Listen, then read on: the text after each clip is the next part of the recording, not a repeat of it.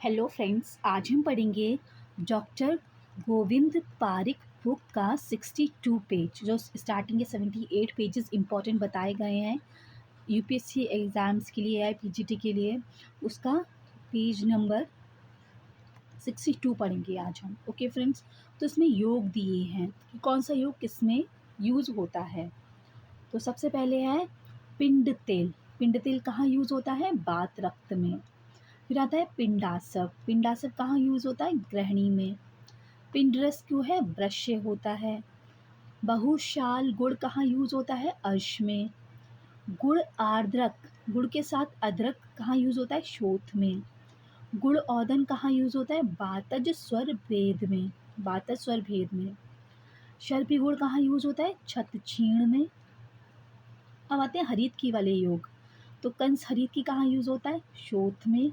गुड़ हरित की कहाँ यूज़ होता है? बात रक्त में शुश्रुत के अनुसार, अर्श में, चरक के अनुसार। क्या? गुड़ हरित की।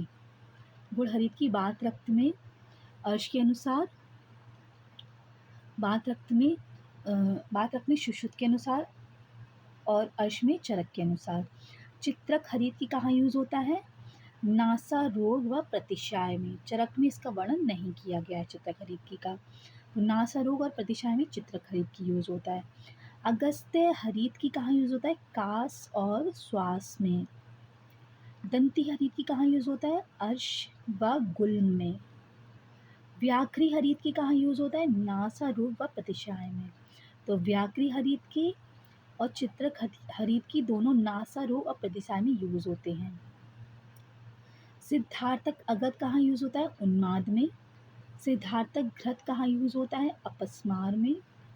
सिद्धार्थक स्नान कहाँ यूज़ होता है? कुष्ठ में। सिद्धार्थक तेल कहाँ यूज़ होता है? अपरापातन में। अपरापातन यानी कि जो प्लेसेंटा होता है उसको निकालने के लिए कौन सा यूज़ होता है? सिद्धार्थक तेल। अपरापातन में प्लेसेंटा को निकालने के लिए अगर प्लेसेंटा का संग हो जाता है, प्लेसेंटा बाहर नहीं आ रहा है, तो उसमें सिद्धार्थक तेल का प्रयोग करते हैं। सिद्धार्थक घृत अपस्मार में, सिद्धार्थक स्नान कुष्ठ में देते हैं।